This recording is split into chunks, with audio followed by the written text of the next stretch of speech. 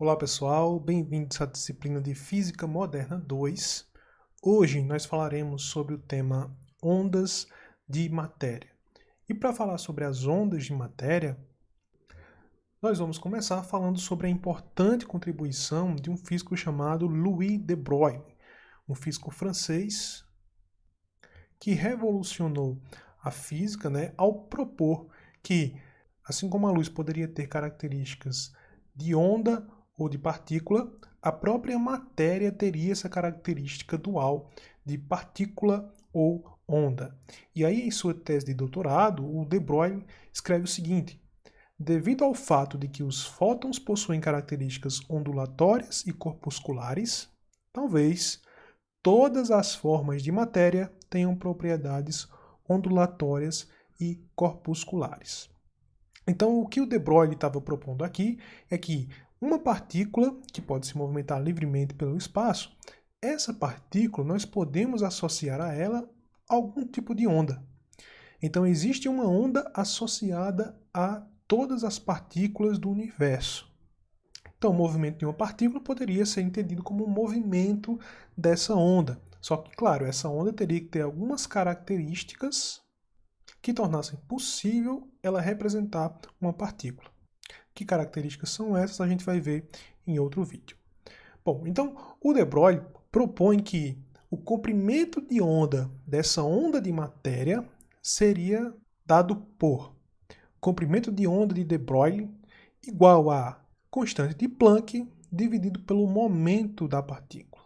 Então, isso aqui nos dá o comprimento de onda da onda de matéria associada a uma partícula. E como é uma onda, essa onda também, além de ter um comprimento de onda, também tem uma frequência. E essa frequência seria dada a partir da lei de Planck. Lembre-se que a lei de Planck diz que a energia é igual a hf. H é a constante de Planck.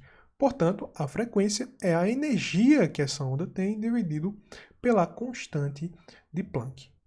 Essa ideia de Broglie ela é importante porque ela ajuda a explicar a quantização das órbitas que foi proposta inicialmente pelo Niels Bohr.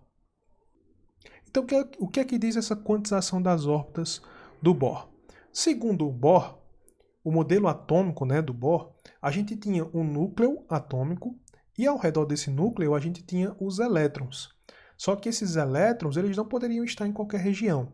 Existiam órbitas de tamanhos e energias bem delimitados e os elétrons só poderiam se encontrar nessas órbitas, cujo tamanho era específico e cuja energia também era específica.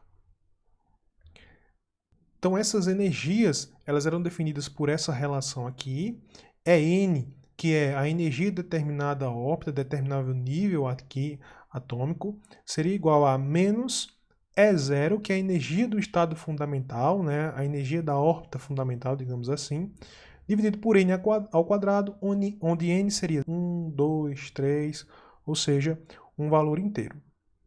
Só que o Bohr, quando ele fez essa suposição de que as órbitas eram quantizadas, ele não tinha nenhuma evidência física que comprovasse isso.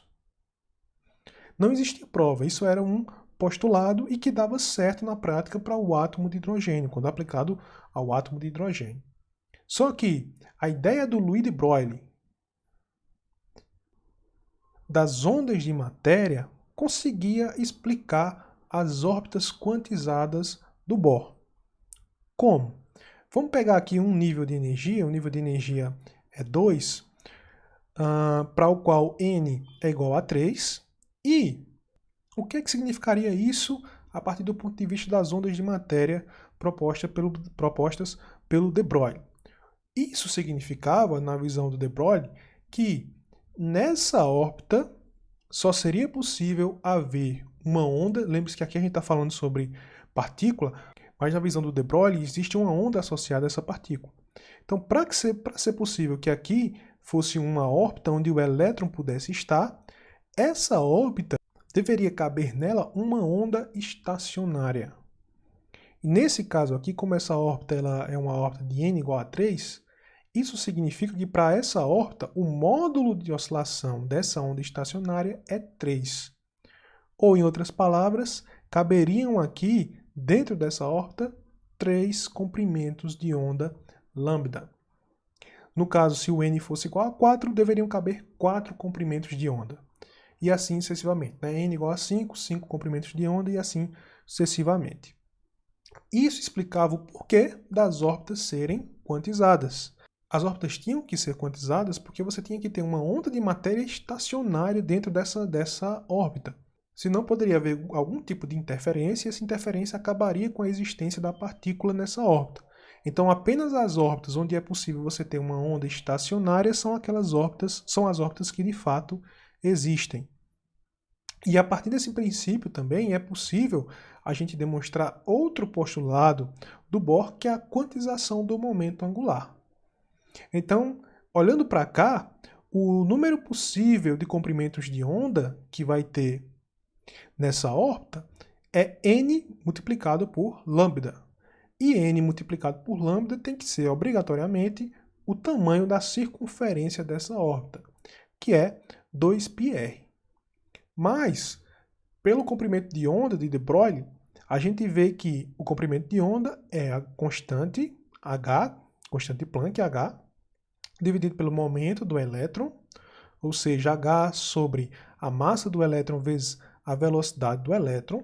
Partindo dessas duas definições, nós podemos concluir que, substituindo aqui o comprimento de onda pelo comprimento de onda de de Broglie, nós concluímos que n é igual a h sobre a massa do elétron vezes v, isso é igual a 2πr, né, que é o que está aqui, e isso vai resultar em n vezes h sobre 2π, que é igual a massa do elétron vezes a velocidade do elétron vezes o raio da órbita.